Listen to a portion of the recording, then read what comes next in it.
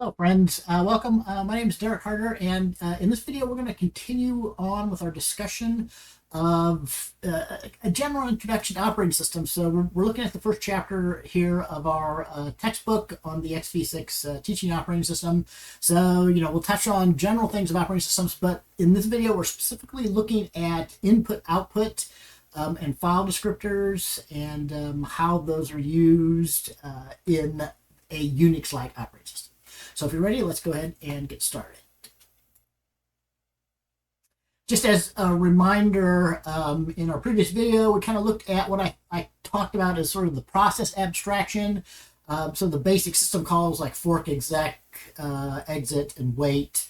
So all of these from fork down to exec are part of what I would usually think of as how a Unix-like operating system abstracts the notion of a process and allows new processes to be created and run on the system. So in this video, we're looking at things that work with I/O. So I/O is basically abstracted as just a byte stream in Unix-like systems. Okay, so basically the open, write, read, close, dupe, and pipe system calls here are all with managing file descriptors. Right. So in a Unix-like system, a file descriptor is just an integer that represents a kernel-managed object. So basically, whenever you open a file descriptor and attach it to something like a file, or it can be attached to other things, it can be attached to a console or a keyboard for standard input and output, among other kinds of devices. So from when you're using file descriptors in user programs, you just refer to it as an integer. This refers to an object in the process table that we'll see more details of later on in this course that the operating system is managing to keep track of the open file descriptor, basically the open byte streams that the user process has access to. Okay, so you can obtain a file descriptor in many ways. So, the easiest to understand is to use the open system call to open a file. You can actually open a directory or device. So, like if you want to open, like the keyboard, you would open a particular device, the console device. You can duplicate an existing descriptor, that's the dupe system call, or you can create a pipe. So we'll talk about all these here. So by convention, there's always 3 file descriptors opened initially when a new process is forked and executed. So by convention, file descriptor 0 is going to be attached to standard input. And by convention, that'll be attached to the keyboard device that the operating system is managing on the computing hardware. File descriptor 1 is attached to, is always going to be whatever is what we define as standard output. So we always define file descriptor 0 as standard input, file descriptor 1 is standard output, and file descriptor 2 is standard error. These start off being attached to the keyboard and to the terminal respectively. So the keyboard for standard input and the basic command line terminal for standard output and standard error messages. But all of these, as we'll talk a little bit about in this video, can actually be redirected. So you can actually redirect your byte stream to come from or go out to other things besides the keyboard and the terminal. So specifically files or other kinds of devices. All right. So let's start with the read and the write system call. So these system calls, remember, all these are system calls for the XV6 operating system, and all Unix-like systems also have a read and a write like this, of the same form here. So these cause a file descriptor to be opened up by, open up and managed by the kernel. So read. I'm sorry, I got that wrong. So open and close, or how you open and close new file descriptors. Read and write, if you have an existing file descriptor, whatever they're attached to, so whatever byte streams they're attached to, read will read some bytes from that byte stream into a buffer that you specify. It'll read at most in bytes. So the third parameter is the number of bytes. This is for safety reasons, so that, if we've only allocated a buffer that can hold 512 bytes, we need to restrict our read not to go past the end of the buffer, right? So read just copies bytes from the byte stream into the buffer you specified. And it actually returns the number of actual bytes that were read. And if, as usual, if like a negative value or 0 is returned here, some error has occurred on the read. Or 0 indicates an end of file. So, there's no more bytes to be read in that byte stream. And write does the reverse. Given a file descriptor that's writable, so a byte stream you can send bytes to. So this file descriptor for read has to be readable. This one needs to be writable. This will attempt to write the full in bytes in the buffer that you ask it to out to the particular file descriptor, and it returns the actual number of bytes successfully written. So again, if this is less than what you asked for, or like a negative number, that's some sort of an error indication. So let's look at an example of using read and write and the standard input, standard output, standard error file descriptors. So this example really implements the cat system call, the basics of the cat system call. So all that the cat system call does is it reads bytes from whatever is attached to a standard input until it reaches the end of the file, and then it just copies every byte it reads from standard input to its output. So I should say, it reads whatever is attached to its input, file descriptor 0, until that file descriptor stream reaches the end of the file or the end of the stream, and it just copies those bytes to whatever its file descriptor 1, its output, is attached to. Right. So here is an example of how you would use read and write. Again, so here, whenever you see 0, 1, and 2 on the file descriptor, this isn't very readable code, so these are magic numbers, but you'll see this code in the x86 operating system a lot because people just know that whenever you're doing something that's a file descriptor, if it's 0, that's going to be your standard input or whatever the standard input was redirected from. 1 is your standard output file descriptor, and 2 is the standard error. So and notice that we're sending error messages out to whatever the standard error file descriptor 2 is attached to here. So here we just define a buffer of 512 bytes. So whenever we need just an array of bytes or a buffer of bytes, we use the character type. There's no byte type, but characters hold 1 byte. Each character is 8 bits or 1 byte in size, right? So we have a buffer that can hold up to 512 bytes. And all we do is we just loop forever, reading in up to 512 bytes into our buffer. So notice we get the return result from read. If it's 0, that means we're at the end of the file or the end of the stream, whatever file descriptor 0 is attached to. We hit break, that exit out of the for loop, and that essentially ends the program here, right? If it's less than 0, that means some kind of error happened on the read. So we don't do anything further. We just immediately exit with a exit code of 1, which indicates an error, and we print a message out on the standard error here to file descriptor 2. Right? But if we read in 1 or more bytes, then we're going to try and then we're just going to write them back out to our standard output. So we're writing whatever's in the buffer. We read in bytes. We're going to turn right around and write those in bytes back out to the buffer. Okay. And again, it's an error if we ask to write 10 bytes and it doesn't return that it wrote 10, that's an error. So if that doesn't exactly match what we ask it to write out, we print out an error message and exit immediately. If that's successful, we just keep doing that until we hit the end of the file. Okay, just as a reminder to use the source code examples, this is for chapter 1 in our repository of resources for the class. This is the example 3 cat example. So this is the same code I was just going over, but inside of a main function. But this is meant to be run and compiled and run as a user program on the x86 system here, right? But so it's doing the same thing. Read in some bytes till we hit into the file, and however many bytes we read in, we turn right around and write them back out to standard output. Okay, so I think I showed this in the previous video, but if we copy this and we paste this into our user area, and you need to make certain you also change the make file. So we need to add in that we've got a new user program to compile in. Oops.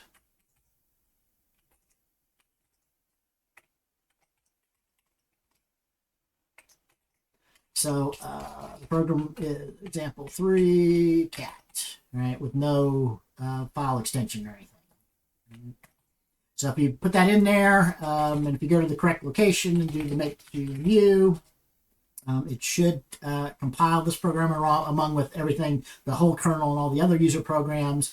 And if it's successful, you should see that you've got the ex3 cat in here, right? So since this is attached to standard input, basically anything I type in will be read in by this command and then echoed back out. Oops. So it just echoes the stuff out there. All right. A note, so Control D actually sends an end of file or an end of stream. So if you've got something reading and that's waiting for end of file to happen, you can just hit Control D and that will send the end of file there and immediately cause whatever actions happen at the end of the stream to be taken here. We'll talk more about redirection actually in this video, but let me just show a real quick example here since we're looking at this the cat that does the read and the write. So part of the purpose of the shell is to be able to specify some redirection as well as particular commands to execute from the command line shell here, right? And so there's a basic shell that's running for the x86 operating system. So one of the commands, one of the user commands, if you do a listing here, so these are all the user commands that you have, but there is a basic echo command as well as there's a cat command, but there's an echo. Basically, whatever parameters you give to echo, it'll just echo those out. And if you use a pipe, so this is the shell pipe. So basically anything that goes on is output from this command will be redirected to become standard input to this command. So that means that when I run this, file descriptor 0 is no longer attached to the keyboard. It's attached to this pipe, the result of the output from the command here. Okay. So you'll see that, just a second. So let me try that again. I just had something mistyped. So if that should work. So if we do a pipe, it does what I'm saying here. So, we're running our same minimal version of cat command here, but the shell has redirected the standard input to this output coming from the first command that was executed, that was run by me on the command line. Okay, so that was the read and the write system calls. So let's talk a little bit more about I/O redirection and the open and close system calls. So close does what you would think. It closes a file descriptor. So whenever you do close, the only parameter you give is a file descriptor, and that can be 0, 1, or 2 to close the standard input, the standard output, or the standard error if you want to. Something to know. That this is used a lot in the user programs and in the kernel code. Whenever you close a system call, it releases that file descriptor for reuse. And whenever you do open, it's going to reuse the lowest unused file descriptor. So that fact will be used a lot here. So basically what's happening in the example 4 I/O redirect is we close standard input and then we reopen. So since standard input is the lowest file descriptor 0, we're assured that this new file descriptor that's attached to a file instead of to the input keyboard will get file descriptor 0. And then when we exec, so the other thing to know about how this works is that whenever you do fork and exec, the parent's file descriptor table, along with its memory, is copied to the child. So on a fork, both the child and the parent actually have the same file descriptor table, right, as well as the same code. So remember, we talked about in this previous video, fork copies all of the code. Both the parent and the child are running the same code after the fork. And the fork returns 2 times. Okay? And even exec, even though exec replaces the calling process's memory, so it's code and data, it preserves the file table. So initially, even after a fork in exec, the child process still has the same file descriptors. So it's essentially 0, 1, 2. So if we do something like this to redirect standard input from a file and then exec the cat command, cat will actually be reading from input.txt instead of from the keyboard standard input here. Right? So this has the same effect as doing this. Right? And then, finally, for the open command here, we see the example of it. So you can open a file. You can actually open a special device. So you can open like the console device or something else here. So there's other kinds of things you can do with open. This actually returns a file descriptor, but, you can explicitly save that file descriptor that's returned and use it, or like is being done here, since we know it's going to end up being assigned to file descriptor 0, we're implicitly using that fact to perform IO redirection from a file for the cat command here. So the shell does that thing in order to perform IO redirection like this, or piping as well. It's doing this kind of stuff if you look at the shell.c program for doing these things. And you do have to open up files. You have to specify whether it's for reading or writing or both, and other flags here, which we can talk more about. Okay, so I'll again copy my example of this example 4 here, and place that into the user code here. So this is the example we were just talking about in order to demonstrate the open and doing IO redirection of a file by closing standard input and reopening it so it's attached to input.txt file here. Don't forget we need to add this to our build in order to, when we build it, I need to exit and rebuild here, so I'll hit Control-A-X to exit. I think I'll go ahead and do a make clean and do a make here. And do a make mute to make and run the emulator here. So we should notice, if everything built correctly, that I've got example 3 and example 4 now. Okay. So like we were showing in the slides, there's a cat command. We don't have an input.txt file here. So we don't actually have an editor available in here. So if I need to create a file, there are different ways we might show how to create a file. But if I need to create it interactively, I can just use IO redirection. So the cat command, anything I type will come in standard input, but it'll be redirect the standard input out to a file here. So we're doing IO redirection on the shell here. All right, so I do all that, hit Control-D to do my in the file. So I should now see that there is a input.txt. We do this example then we showed from the slide. Okay, so cat is doing the same as the simple version of cat that we were talking about. It reads from standard input and writes to standard output, but we're redirecting standard input to come from a file. So it should cat out those contents. Okay? Likewise, so we can basically do the same thing that we just did from the shell. This is basically what, if you look in the shell.c, it's more complicated because it has to parse the command line. I will later on probably talk a little bit about the code in the shell.c that's running the simple shell here for XV6 operating system here. But this is doing the same thing that would happen in shell here by parsing this command. It closes our standard input, the file descriptor 0 reopens the input.txt file. So now when we do this exec, it's still going to be using the same file descriptor table that happened, that the parent that we forked from happened, but it will run the cat command, but it'll be getting its input from input.txt. Okay. Right? So the effect will be the same as if we did that.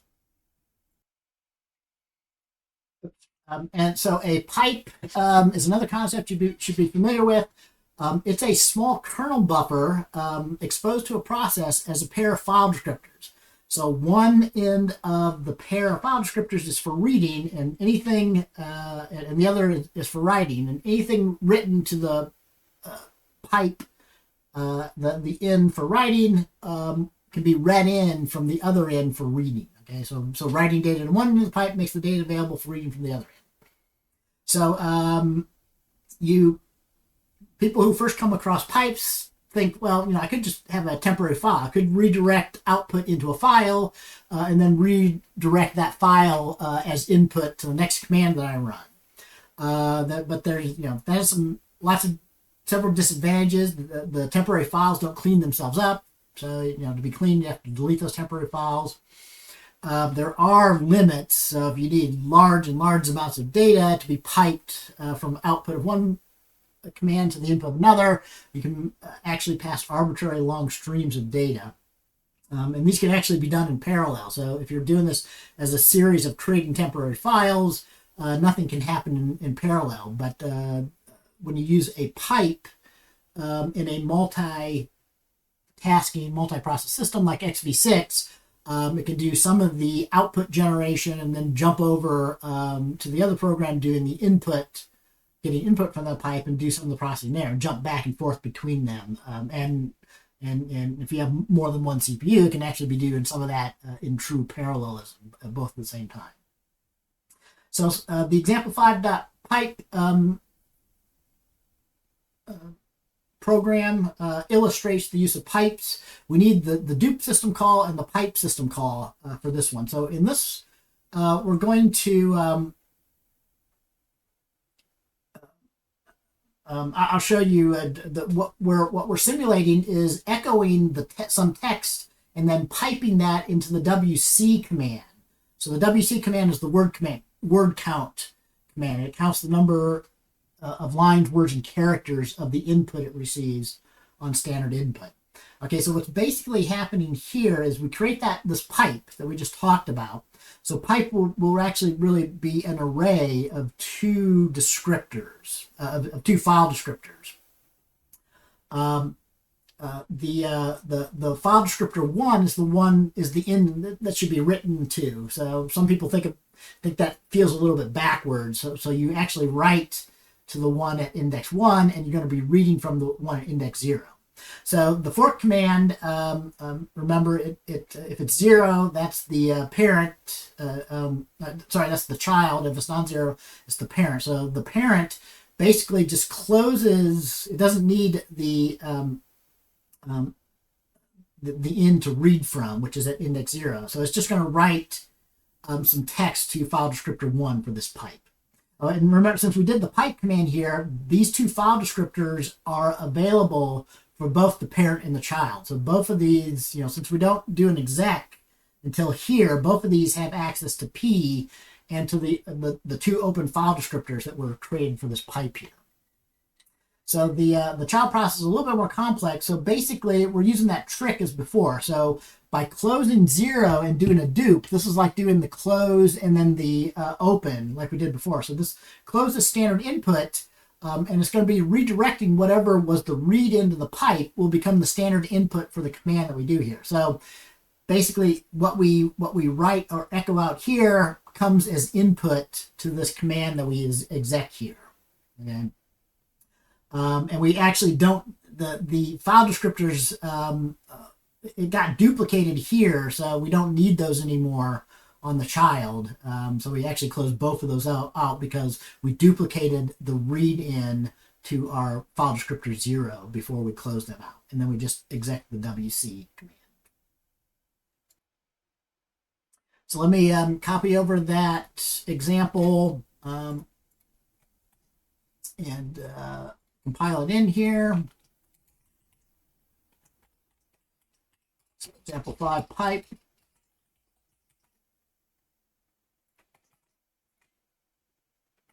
And we'll exit back out and rebuild.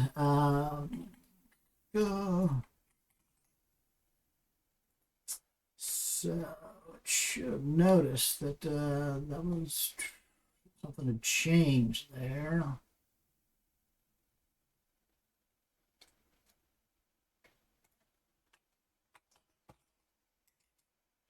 So again, this is I'm just going to do a make clean. I would usually expect that it realizes it's out of date, needs to rebuild some stuff, but I'm just going to do the nuclear option and do a oh, I was doing a make instead of a make QEMU, so probably it only does the kernel system when you do a make, so my fault there. So I need to just check that. So there we have the exemplified pipe. So I think I've got it in there now. So basically, the code that we're looking at here is duplicating this.